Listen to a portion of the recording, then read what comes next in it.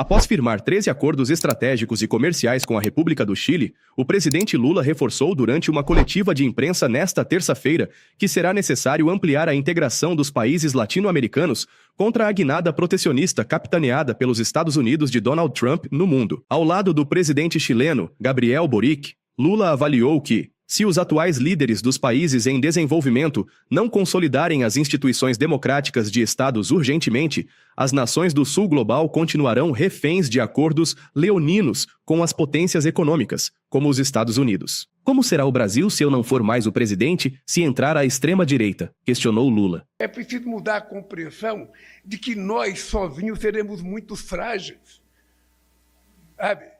Um país como o Chile, um país como a Bolívia, um país como o Equador, um país como o Uruguai, sabe? O Brasil, o mesmo Brasil, que é um país grande territorialmente, mas economicamente e tecnologicamente ainda é fraco diante do que poderia ser, quando você vai negociar com uma grande potência, você fica muito vulnerável. É como se fosse um acordo leonino, ou seja, é um acordo de cláusulas que só favorece ao grande e ao pequeno nada. É por isso que nós aqui, durante a campanha de 2002, eu era contra a ALCA.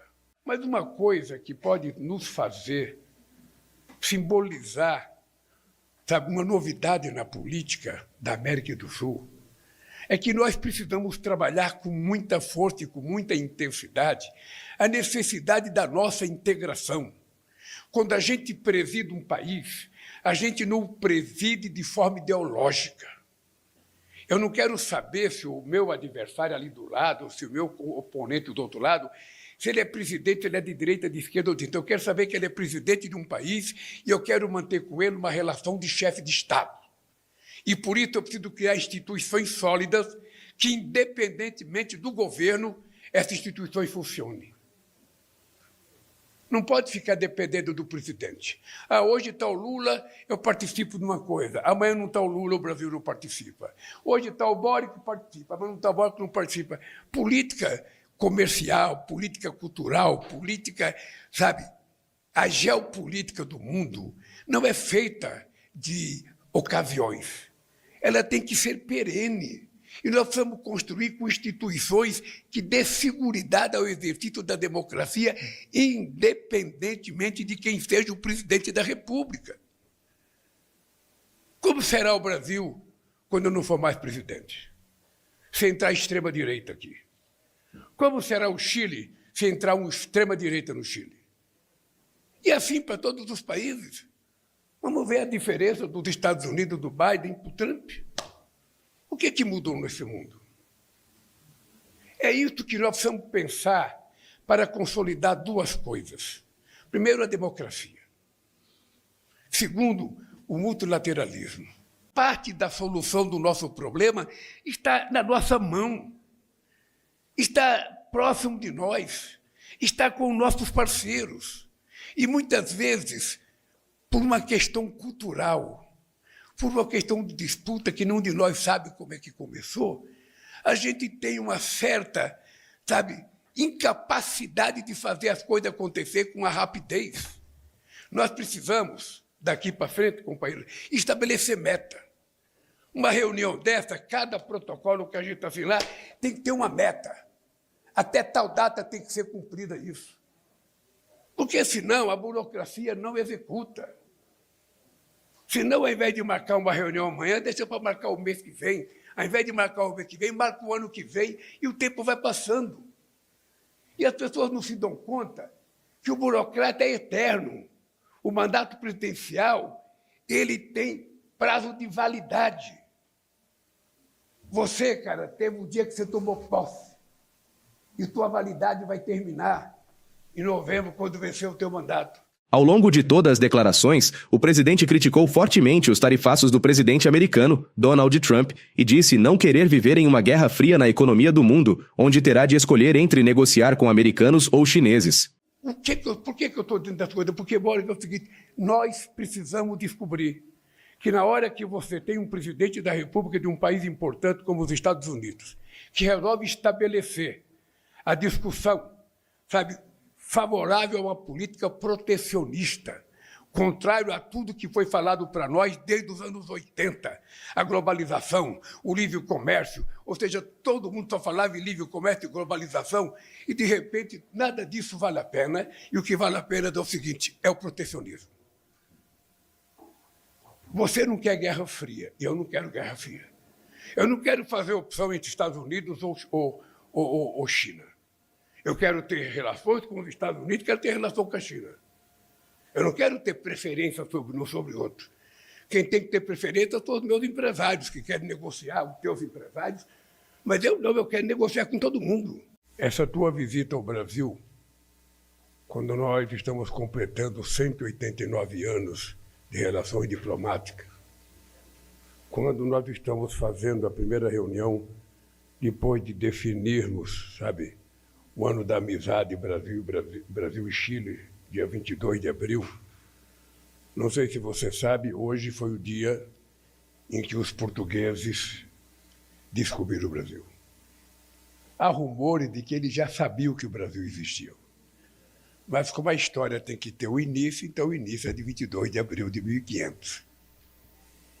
E esse dia, para mim, é muito importante, não apenas pelos acordos, pelos protocolos de intenções que foram assinados aqui. Eu penso que essa reunião é importante por conta do momento político que o mundo vive. Não sei, o companheiro Boris é muito jovem, mas tem uma boa experiência acadêmica, e ele sabe que os nossos países, durante quase 400 e poucos anos, eram induzidos a se tratarem como inimigos. O Brasil vivia de costa para toda a América do Sul. O Brasil olhava para a União Europeia e para os Estados Unidos. E a América do Sul também olhava por cima do Brasil, atrás de enxergar a Europa e atrás de enxergar os Estados Unidos.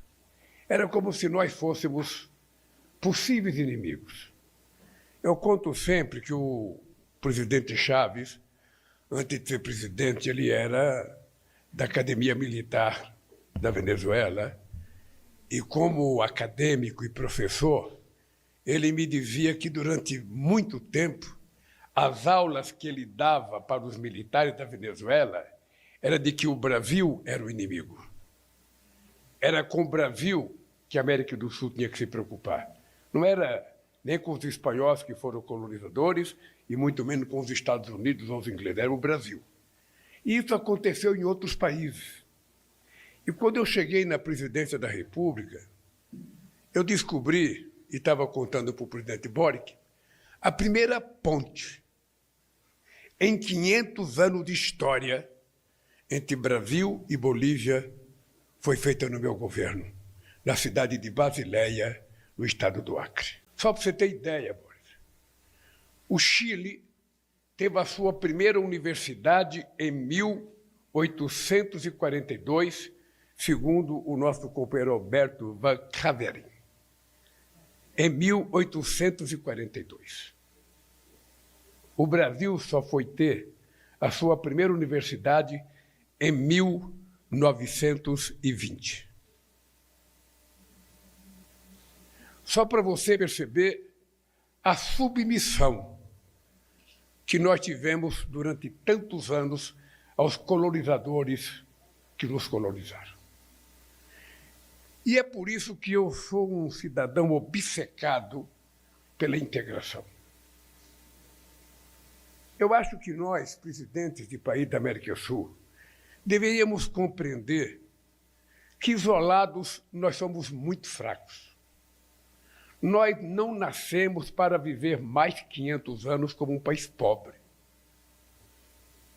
Nós não nascemos para viver mais 500 anos vendo os nossos países serem governados para 35% ou 45% da população, como se o restante da sociedade fosse tratado como invisíveis.